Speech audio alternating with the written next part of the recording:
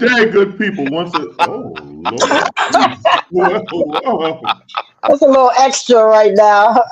My Lord. Welcome to Redbone Triple X.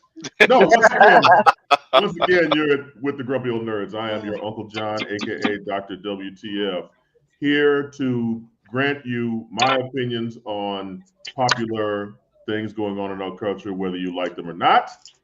Movies, TV, comic books, all that kind of good stuff. And as always, I bring my friends with me. Up here, Auntie Nicole, aka Nikki Guns. What's good, ma'am? Hey everybody, how you doing? All right, and right there, whose belly he generously shared with us, is Uncle DJ, the Redbone Assassin. What's good, Doctor? Hey. No, go ahead. And as the night goes on and he gets more drunk, he will show us his titties as well. And down here, Uncle Rod, the Firebro Ronin. What's good, Doctor? Yo, happy WrestleMania week, everybody. Yeah. And for the ailing cousin Amayou, we have in the studio today, well, on the interwebs, we have Tony Cade, aka Uncle Tony. What's good, sir? Hey, how's it going, guys? There he is. All right. Good. Glad you could join us, Doctor. How are you today? I'm doing pretty good. Nice. Well, hey, I want to open up to show you guys something. Are you ready? You ready? Ruh-roh. As long as it's not hey! That's right. Yay! Yeah. Let's go. All right. That's right. You make that shirt look good, sir. That's how we do.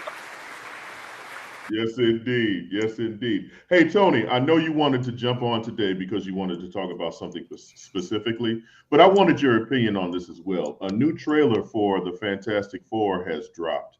And since we have a full lineup of nerddom here with us today, I'd like to get your opinion on this as well as we dive into what you originally want to talk about, if you don't mind, sir. Is that good?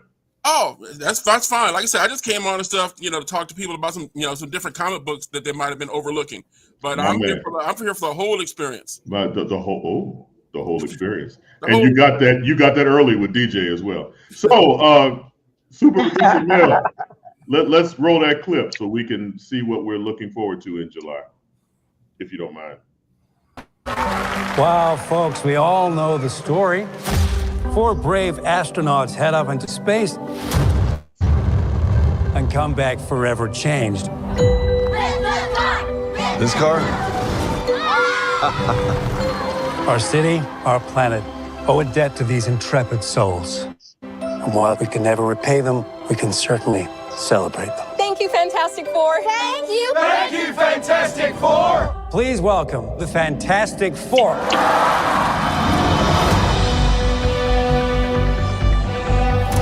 Herbie, how's that sauce looking? Okay. That is fantastic. You're late. What do you mean? What do you mean, what do I mean? You're late for dinner. Yes, we are. You late? I just said that. Are you pregnant? What? You're gonna be the best mom in the world. And you are gonna be the best dad. Just kidding. You are out of your depth. We are gonna be the best uncles ever. We can do this. Nothing is going to change.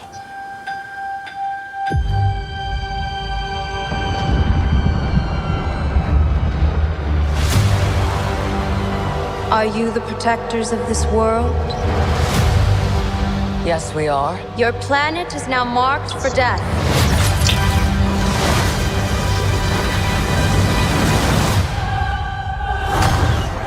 It's my fault. I stretched the bounds of space. And they hurt.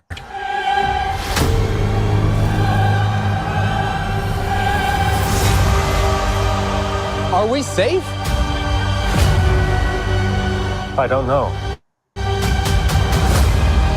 There's not enough time. I'm not giving up. We will face this together. We will fight it together. As a family.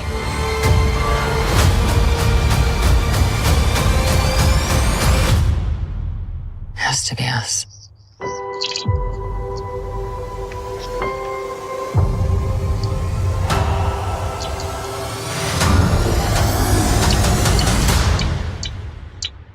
We will protect you.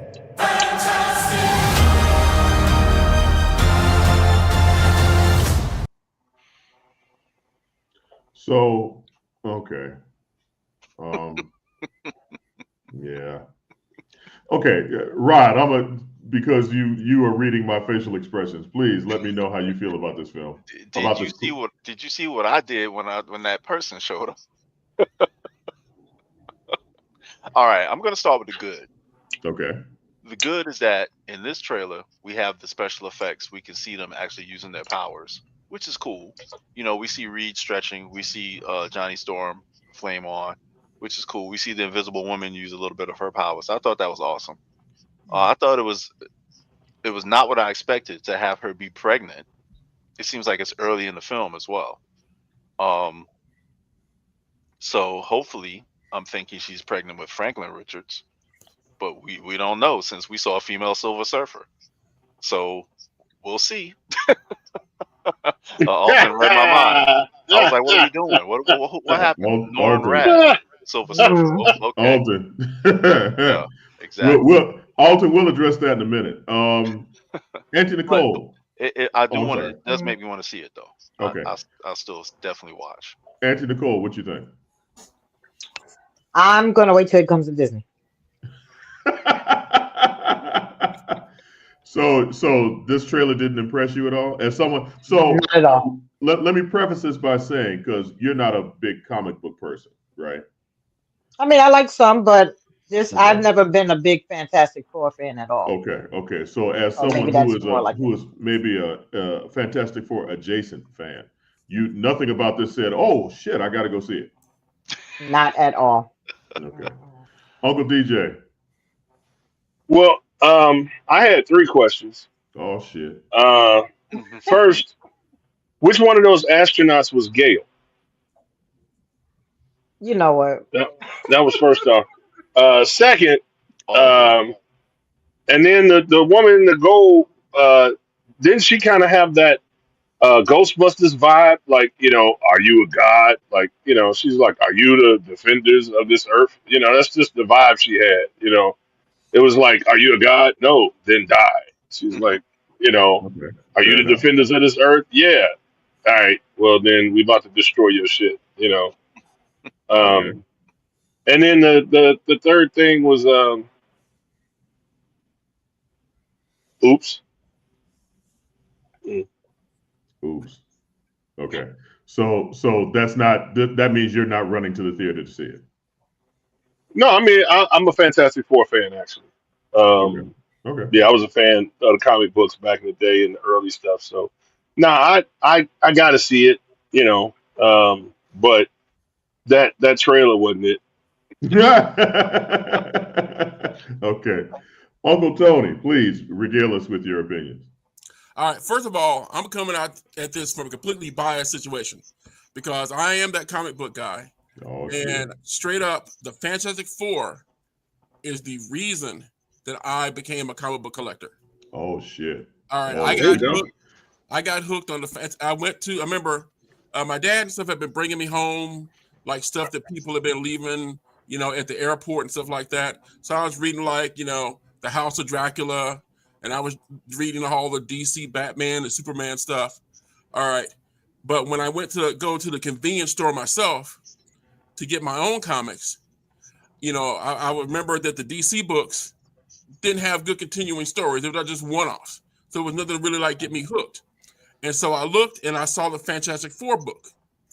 All right, the Fantastic Four, it clicked in my head because I've been watching, as I said, I am old. So I was watching the original, reruns of the Hanna-Barbera cartoons. Right. So that's what got me into the Fantastic Four, which got me into the entire Marvel Universe. Some of my favorite characters are all because I read the Fantastic Four. I wouldn't have known about the Black Panther if it wasn't for the Fantastic Four. I wouldn't have known about Luke Cage, if he hadn't taken the Thing's place for an issue, when Thing lost his powers. Right. I wouldn't have known, I wouldn't own the first appearance of the Silver Surfer and Galactus. So the Fantastic Four was like my introduction into the Marvel Universe as a whole. All right, now, as far as the movie's concerned, all right, we already know that with this movie, it's in one of the multiverses. It's not in the the movie version of 616, which is nothing like the comic version of the 616.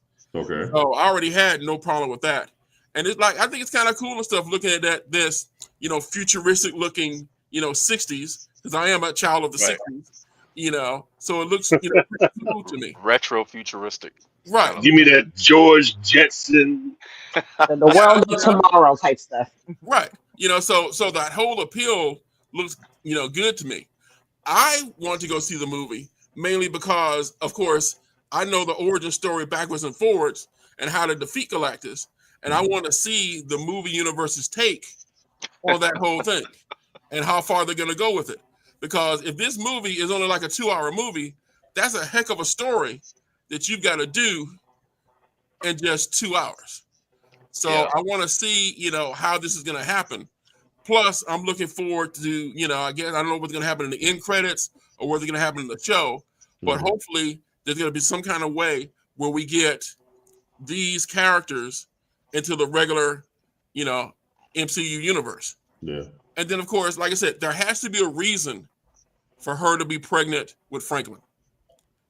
So I'm like, okay. I think we know the reason. What are they going to run? You're going to go ahead and, do the story, and she's already going to be, pregnant with Franklin.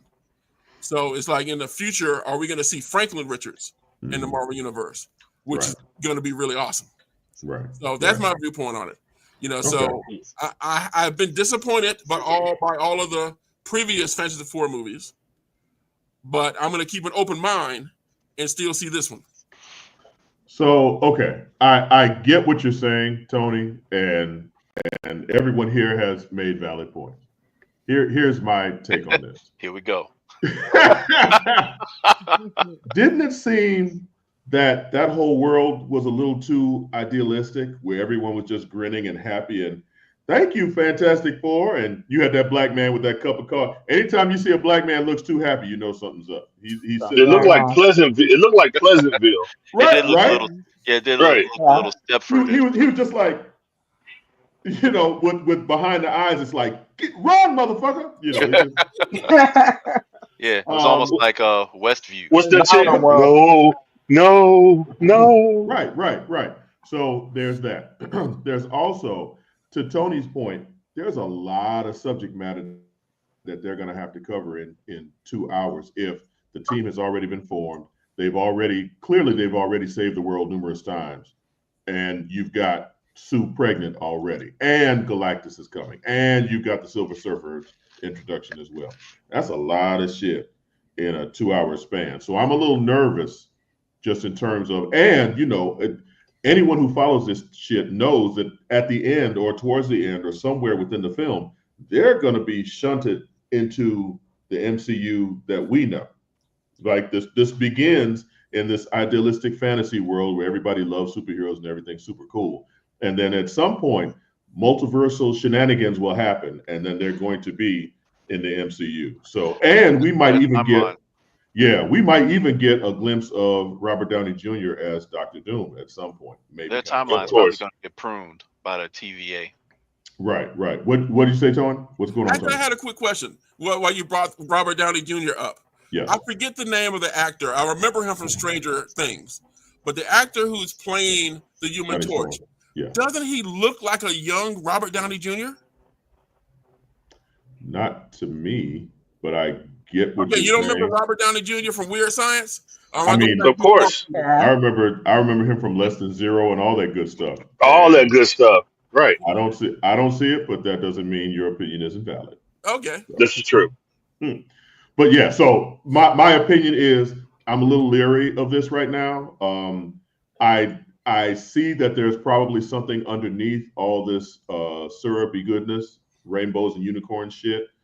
And that would be fantastic, pun intended, to me, to kind of add some depth and flavor to this story. Otherwise, it looks bland as fuck. But, we have also at the end of the trailer, which Mel didn't show because it was like a teaser.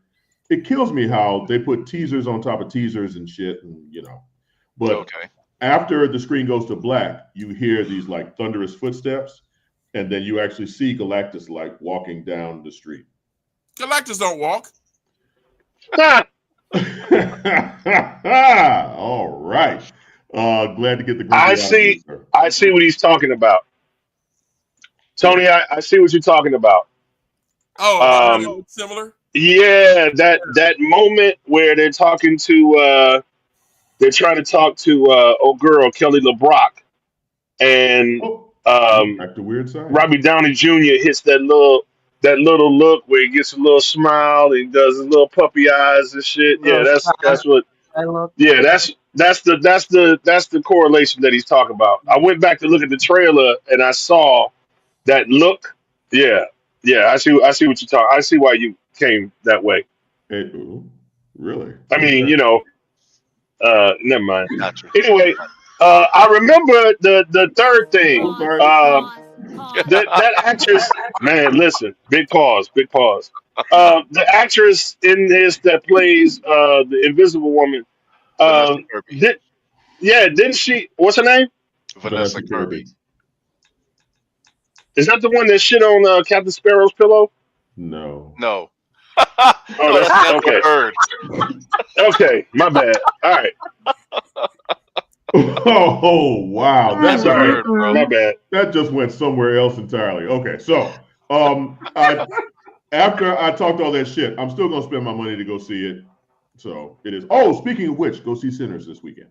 But yeah, so I'm still gonna go see it.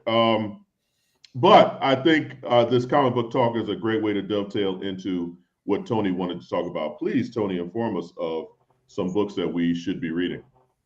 Oh, well, like I said, I thought you guys had like a little comic section stuff where you talked about comics. Yeah, it's you. We do. Uncle Rod. You said you wanted to talk about it, so that's why you're here. Oh, okay. All right, let's see. Well, first of all, have you talked to them yet about Absolute Green Lantern? Absolute Green Lantern. I have not. All right. Have you guys talked about the Absolute Universe? No, before? We haven't. It's all on you, sir. Okay. Have at it. All right, the Absolute Universe is basically where DC Comics is doing a little bit like Marvel did like 25 years ago when Marvel created the Ultimate Universe. So they basically gave you characters that you were familiar with, but they gave them basically new origins and new personalities and new situations in their lives. So like I said, and it was very successful for Marvel. Mm-hmm. Now DC has done their own Absolute Universe, which exists along with the regular DC universe. All right. That way, if moms, they can say it doesn't matter because it's not for real. Well, like I said, it's its own different existence. And so far and stuff, they started to launch off with Absolute Batman, Absolute Superman, and Absolute Wonder Woman. These books are awesome. They are selling like hotcakes. My customers love them. All right. Even if you're not like a regular DC fan or think, you don't like Batman or Superman or Wonder Woman, read the Absolute Universe versions of these characters. They are awesome. All right. So if DC comics, these Absolute comics are outselling the Marvel comics. Really? Oh, yeah. Shit. So the Ultimate, just as an example, the Ultimate take on Batman is actually pretty interesting because, and I've read about this. Absolute take. Absolute, yikes. I'm sorry. The Absolute take on Batman. Because in the Absolute take, he's broke, right? Or not broke, but I mean, he's working class. Yeah, he's working class. He's a construction worker. Okay. And he has a brilliant construction worker though. Right. So he still invents a lot of his weapons and stuff, but it's just a different spin on the character. What about, I also read about Absolute, I'm struggling because I want to say Ultimate. Absolute Flash. I've heard that was a pretty solid book too. Oh yeah, so like that one I haven't had a chance to read yet. Okay. But it's on my shelf, so I got to get to it. Of course, I just had to slide over and check out the Absolute Green Lantern first. But with that one and stuff is got Wally West as the Flash, and from what I'm hearing from my customers, that take and that storyline is really good.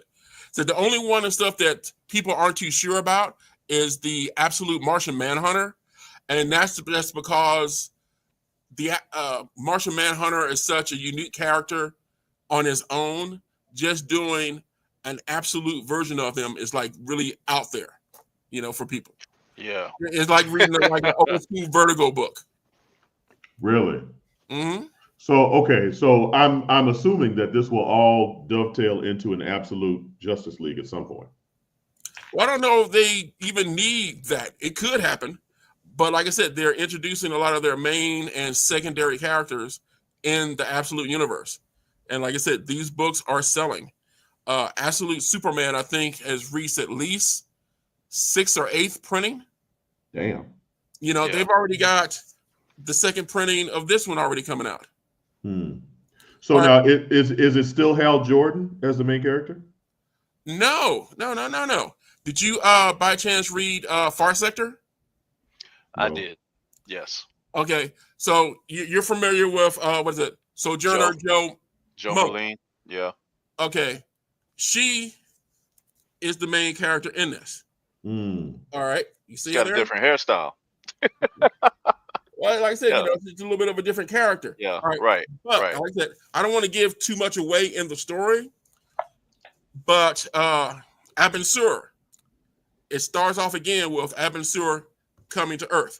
Okay, that's what I was going to ask you. Okay, so I'm going to kind of like this. He comes to Earth. I'm not going to tell you exactly how he comes to Earth, and there's a crash involved. All right, this book right here, basically has Hal Jordan in it. Joe, John Stewart, and Guy, right? What's that? Isn't Guy Gardner in there too? Yeah, that's it. And there's a mention of Guy Gardner. Okay. All right. Okay. So, the main, 4 Earth Green Lanterns that, people know about, there's no Kyle. At least not yet. Maybe Kyle will show up later. But basically, those 4, popular Green Lanterns are all in this first book. Okay. So this is definitely a book and stuff that I wanted to, mention to people that they might want to run it to their local comic shop and pick up.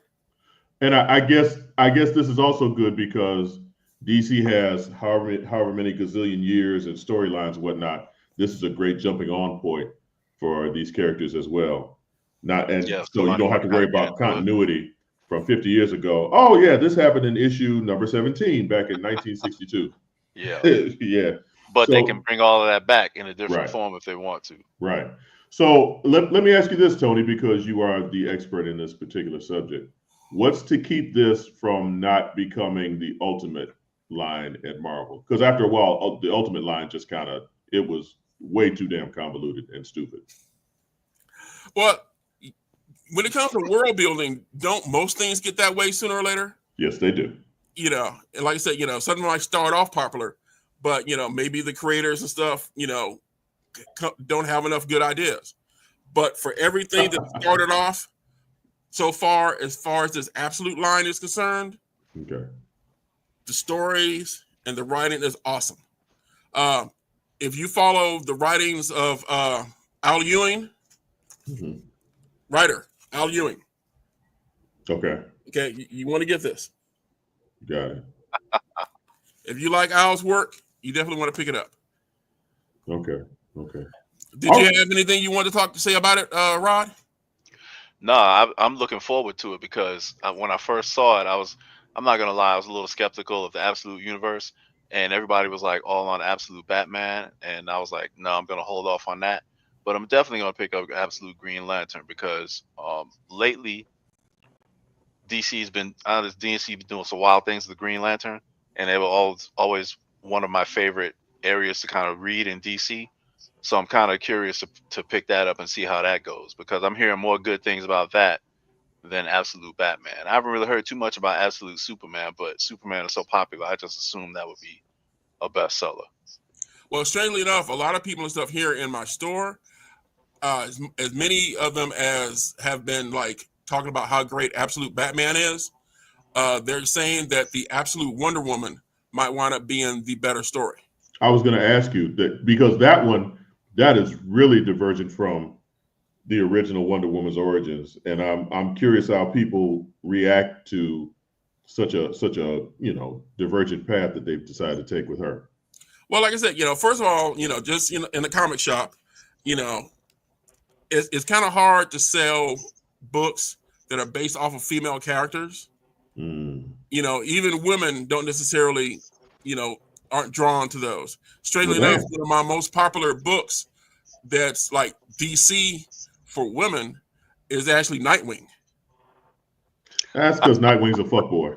Like I said, they enjoy, I sell more Nightwing, to women than any other DC title. All right. But like I said, people who have given the absolute Wonder Woman a chance have been pleasantly pleased. Okay. And her numbers have been starting to pick up. But like I said, Absolute Batman, what DC did is that they sent like a little ash can out to all of the retailers. And so what I did is that, I read it.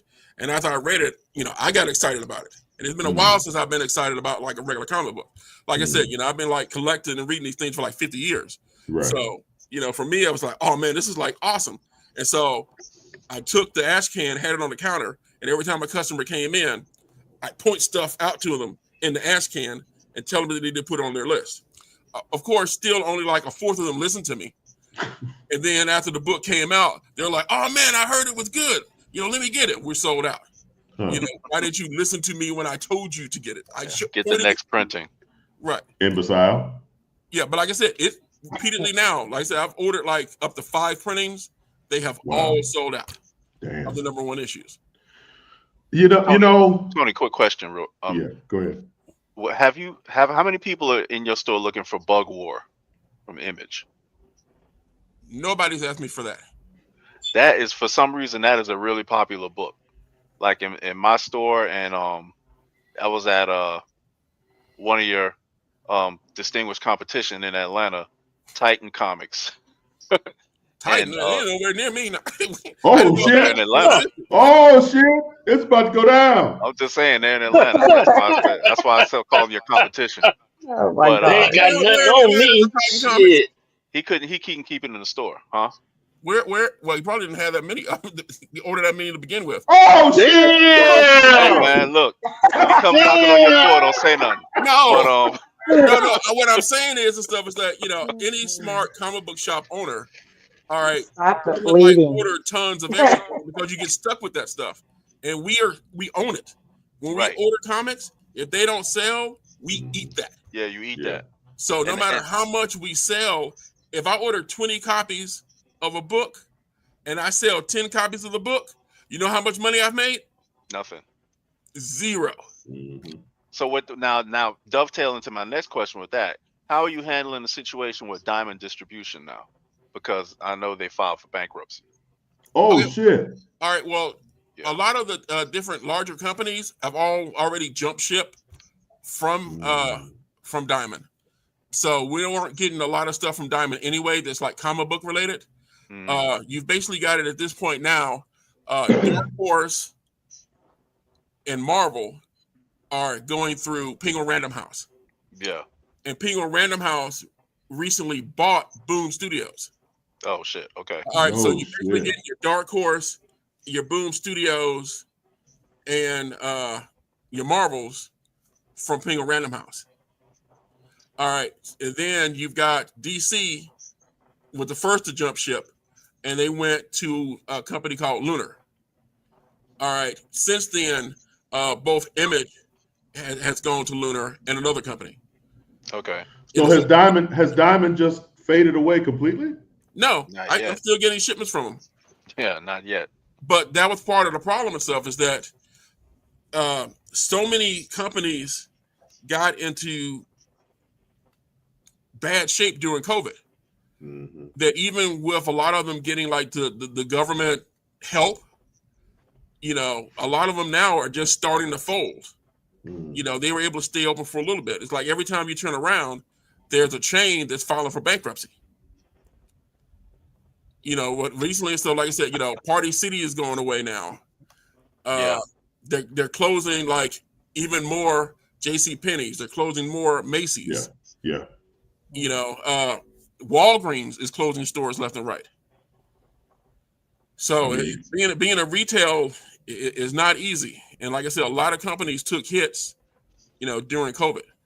So Tony, I'm curious, what do you feel is attributed to your longevity, man? Because you seem to be thriving. I wouldn't call it thriving. I'm surviving.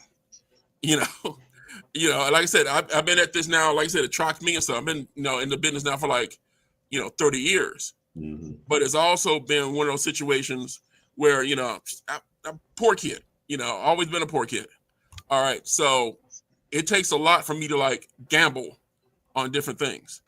And one of the things that I decided to do a long time ago, as far as challenges are concerned, was to diversify. Gotcha. All right, so I'd actually started to we started off as a comic shop, but I started getting in other products and doing different gaming events and everything like that.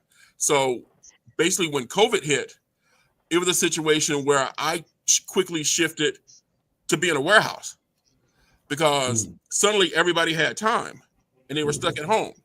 Okay, we had board games. So, we set up our website and everything and got it all going. After being shut down for a week, we just put everything we had up on the website and we started shipping stuff out to people. Nice. For locally, I even had it because Uber drivers were having a hard time. So I had Uber drivers that were making home deliveries for me.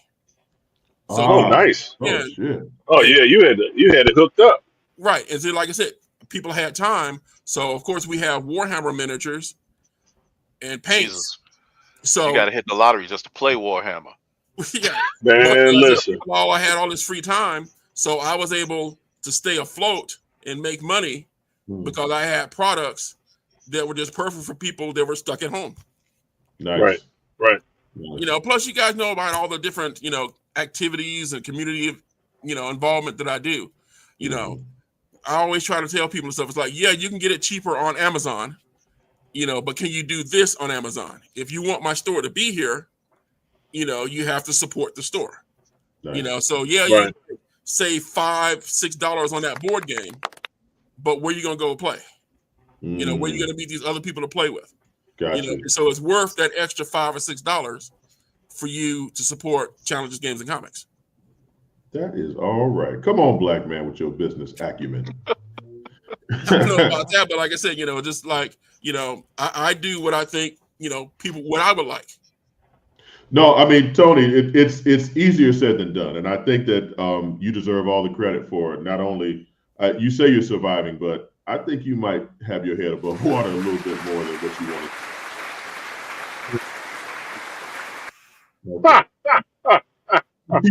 Actually taking these ideas and implementing them and giving the people what they want, which in business is what you need to do. So no, I appreciate Got to give the people what they want. So so real quick, let's take a commercial break because I know Mel is itching to show us that damn Minecraft commercial again. Oh my God. Show you guys this. This is what you want too. So we're gonna come back to you, Tony. Definitely, we're gonna come back. I know you've got more stuff for us, but let's take a commercial break real quick, and when we come back, more from Tony Cade and maybe some other stuff too. But I find this conversation fascinating. So fuck everything. Uncle DJ, give it to us, sir. After these messages, we'll be right back. Pause. Let's face it, shopping for insurance can be time consuming. That's why when it comes to your auto, home, and life insurance needs, make things simple and trust the experts at Allstate. They will help you get the coverage that fits your needs while helping you bundle your life, home, and auto policies. Bundling saves you money, sure, but it also saves you time, so you can enjoy the things that matter most even more. Contact me, Tammy Haynes, your local agent, for a free personalized insurance quote. Allstate, are you in good hands? There's a shot. It might be. It could be. Right field. Grand slam. What a shot. That's how you get hot, young fella. Thank you guys for what you do for HBCU athletics. This is a fantastic avenue for all of us. This is our ESPN, so we love what you guys do, and all you guys at BCSN. We really appreciate what it is that you guys do for us. Are you hungry for authentic Caribbean food like jerk chicken, oxtail, red snapper, shrimp, tofu, and rasta pasta? Well, find your way over to Mango's Caribbean Restaurant, 180 Auburn Avenue, right next to Royal Peacock in downtown Atlanta. Them belly full, but we hungry. Mango's Caribbean Restaurant, open daily from 11 a.m. to 10 p.m. And on Friday and Saturday, we're open till 4 a.m. Come to Mango's and put some spice in your life. Oh, we've got a good thing going. Mango's Caribbean Restaurant, 180 Auburn Avenue, right next to Royal Peacock in downtown Atlanta. For more info or directions, call 404-698-3992 or log on to mangoscaribbeanrestaurant.com. For instant coupons, text MANGOS to 313131. Tell your mama hungry, papa hungry, brother hungry. Mango's Caribbean Restaurant, authentic Caribbean cuisines. Open up the door, tell your mama hungry. The Cuvée Group is a Florida-based marketing and training consulting firm. We help businesses communicate to their target audience and engage them in conversation. We also help to expand their audiences, which will ultimately result in growth for those organizations. In addition to being a certified constant contact specialist, my colleagues and I are also certified in John Maxwell Leadership Principles. We use these proven principles to conduct workshops, training, and private coaching sessions for individuals and companies looking to take things to the next level. Contact us to schedule a free consultation. Issues today, don't delay, call Cuvée.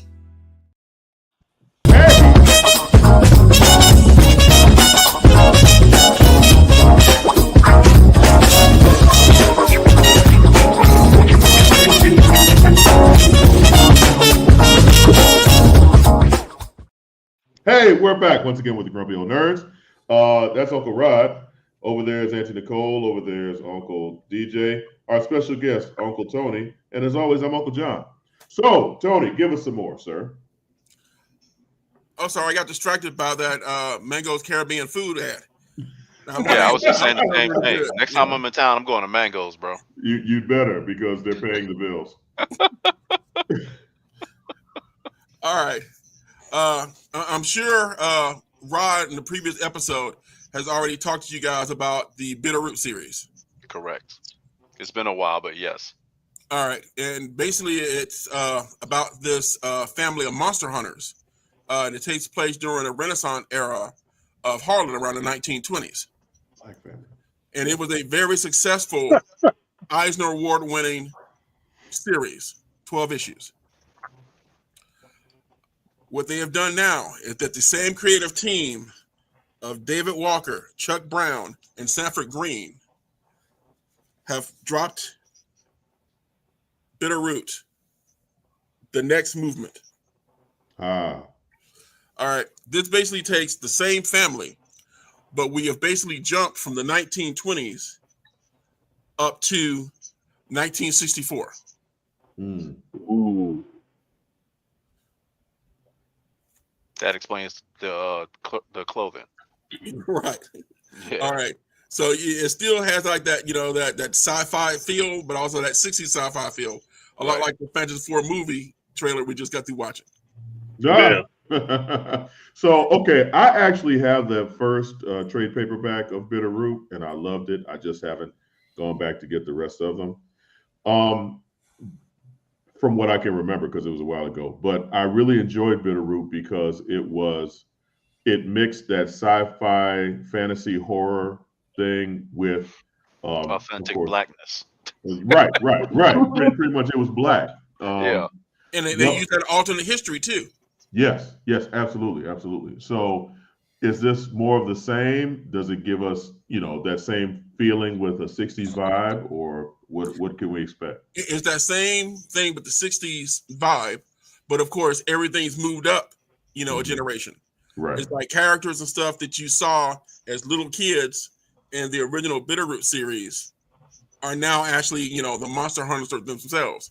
And like I said, what is it? I always get the stuff messed up. It's the sangrias, I believe so. Yeah, close. Sangre, I think it Close is. enough. Yeah, Like right. blood. You know basically. that's basically the name of the family, and they're out there fighting against the Jinyu. Okay. All right, and shoot, I don't know how much information do I want to give about the Jinyus for people who haven't read the first series. Man, come on. We spoil shit. We spoil Our stuff motto is here. we spoil shit. All right. Well, basically, and stuff. They're I fighting. don't like spoiling shit. Just want to say. All right, Go but ahead. basically, these people are like these monsters. Started off as like humans, right, filled with hate and racism, and that's what converts them into monsters. Yep. And this family goes out and they hunt those monsters. All right.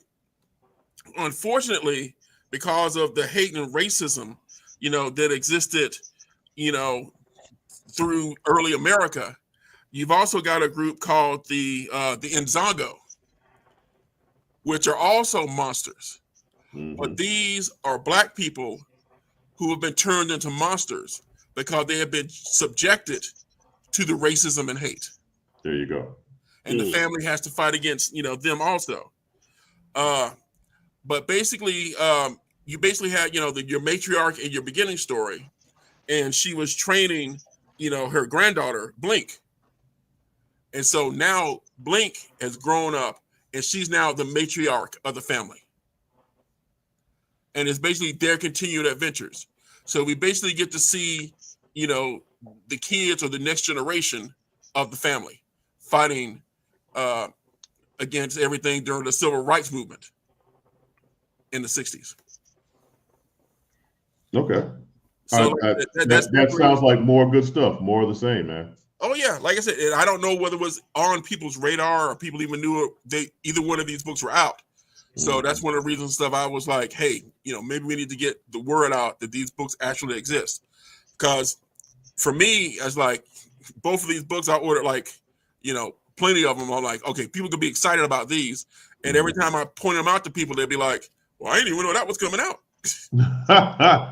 Bitterroot was big time for a long time. So I could see more people being on the lookout for that, definitely. Well, both of these books are already going back to second printing. Cool. That's what's up. Nice. What else you got for us, Tony? Oh, you want more? Absolutely. Well, okay. All right.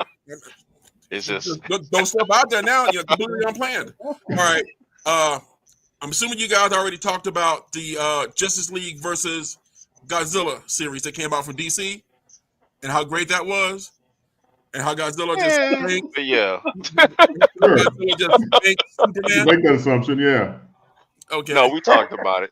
So y'all making me feel bad because I talked about this shit and you acting like you don't know what the hell I'm talking about right now. No, I remember. I remember because you told us that the tariffs was coming and it was gonna be some shit going on. I remember. That was Rod from the alternate timeline. But okay, not to be left out. Right. Marvel Comics, had decided they had to jump in and put out some Godzilla versus the Marvel Universe. So they're coming out with a whole bunch of one-shot number ones that have members of the Marvel Universe fighting against Godzilla throughout the history of Marvel Comics. Okay. So if you're a Godzilla fan, that's something I think you definitely want to get into.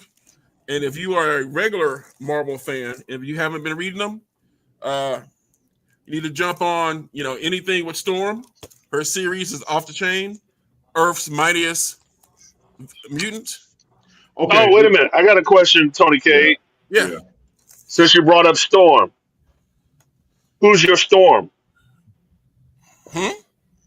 If they recast Storm, who's your Storm? Oh, I don't know. I don't know. There's been a big debate on this side. I can't remember who I picked. Okay, you did pick somebody. I just want an actress who can actually act. How's that? Ooh, damn! Okay. All right, Tony out here fired. Everybody catching straight. Shots fired. Wow. Hey, Tony, I have one quick question about Storm. There have been other series with Storm as the lead, and they haven't succeeded. Why do you think this particular series is better than those? Well, they've had many series with Storm. But this right here is the first time and stuff they've got like elongated storyline.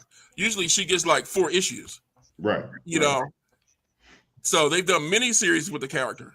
But this is the first time and stuff they've given her, you know, anything that even looks like a maxi series. Okay. And like I said, you know, she's got her readership out there. You know, I look on my shelves right now and I'm literally out of Storm comics. I think it's interesting because you said earlier that you have a hard time selling female-led books, and the fact that Absolute Wonder Woman and Storm are selling out, I see. I'm starting to see a pattern, maybe kind of, sort of, but you know, it is what it is. Well, I don't know. How about this and stuff? It's like, tell me, you got the people who subscribe to books, and you got the people who come in and pick up stuff off the shelves. Right. All right. For both Wonder Woman and Storm, there are a lot more people coming up and picking up off of the shelves. Okay. Okay. I want to ask real quick, Tony, before you continue. I wanted to talk about Daredevil, the last episode 9, the end of this first season. Has any of our esteemed panel had opportunity to see it? I haven't. The latest episode? Yes, episode 9. No. Yeah. Okay. Okay. So let Tony. I would love to have you come back again and talk about more books, but I wanted to jump on this. Yikes! I wanted to jump on Daredevil real quick since it's the end of the first season. Pause. So what did we think? Daredevil Born Again season 1. What did we think? Good. I'm sorry. As a writer, did you want me to expound a little bit more than that? If you don't mind, just how was it good? If you don't okay, mind. so the parallel between the first episode and what happened at the ball, if you want to call it a ball or whatever the fuck, I mean the cinematography, the foreshadowing in a sense, the way they did that, whoever the director or if they wrote it that way, I mean, that was on point. That was very good. They've gotten a little darker, which I don't really have a problem with as long as there's a point to it,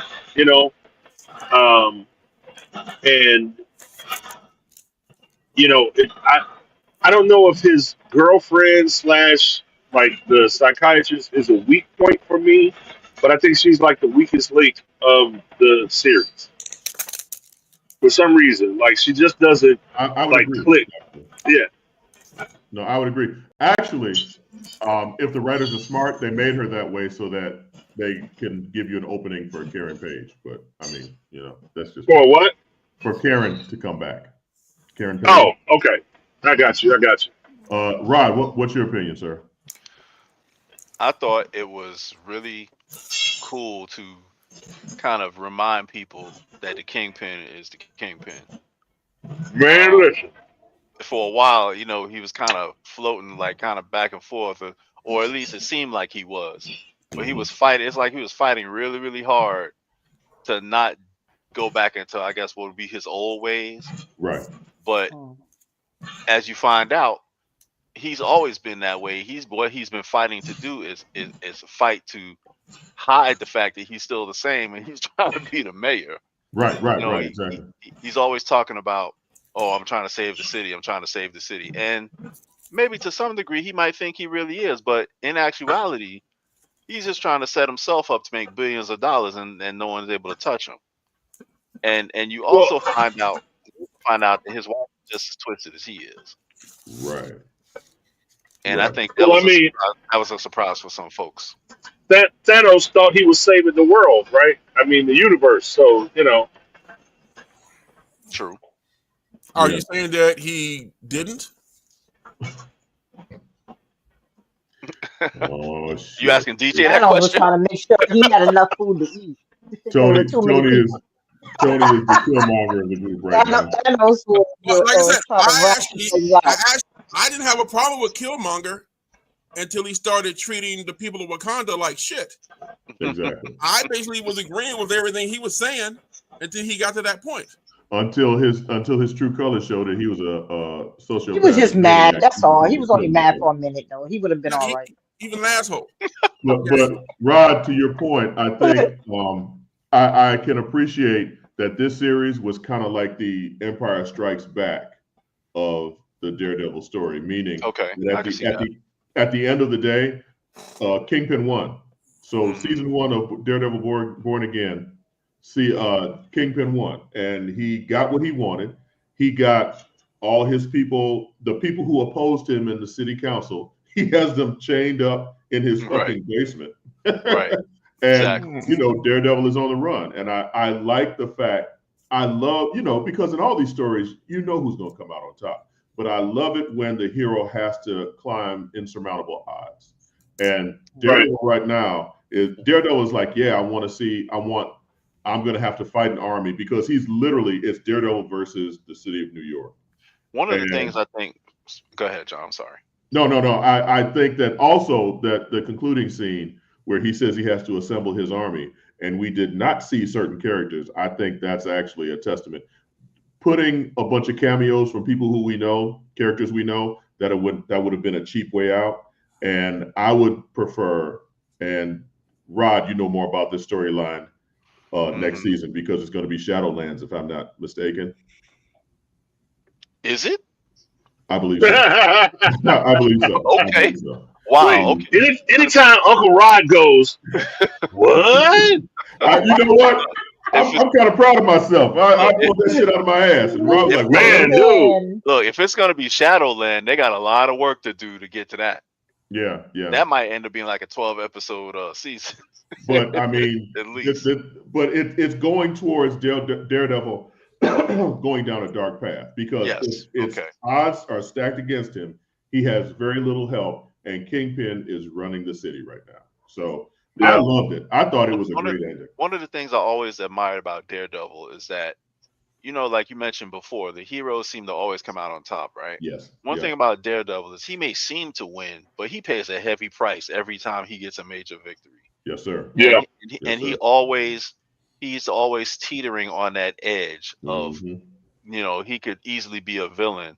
And in Shadowland, in the comic, he actually becomes a villain. Exactly. But he thinks he's doing the right thing, of course. Yep. But yep.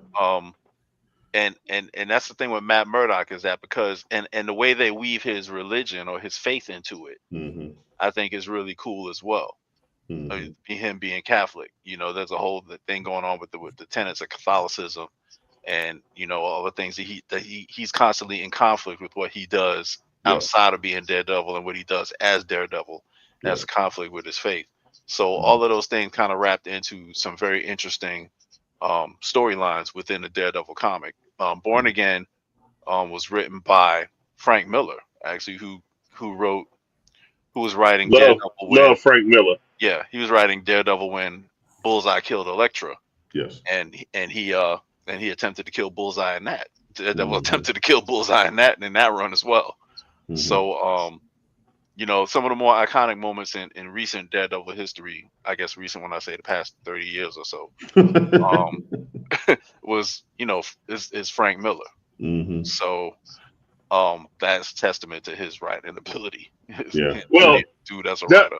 Well, Frank that was a Frank have written the best Daredevils.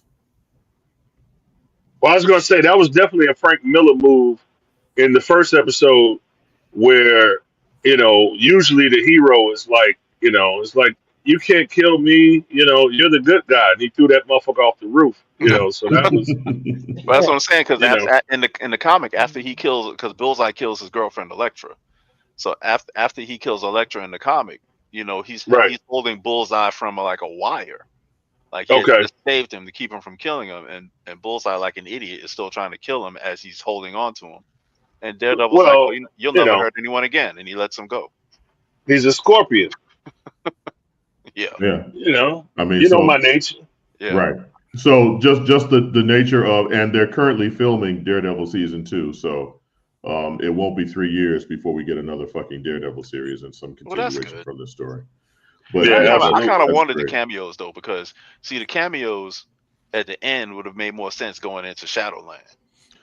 But I think with him not having that high level type of help, this makes his mission even harder, which of course makes the character a little bit more interesting. You know what I'm saying? If I could just call up Jessica Jones or Luke Cage, just be like, "Hey, come bust some heads for me," that kind of takes away from his singular vision of I have to save the city, as opposed to everybody else has to save the city. So yeah, but you got Kingpin's law in place, like no vigilantes. Okay, right now we've only seen one. So, which exactly who are you talking about? If not, but you know what? I have faith. I have faith, and this doesn't put any unattainable expectations on next season. Luke Cage may pop up. Jessica Jones may pop up. We know Punisher is going to show up. Iron Fist, in spite of himself, may pop up. So I want to see Moon Knight, but I know it's not going to happen. Moon Knight, no, that's not going to happen. That's what I want to see, but I know it's not going to happen.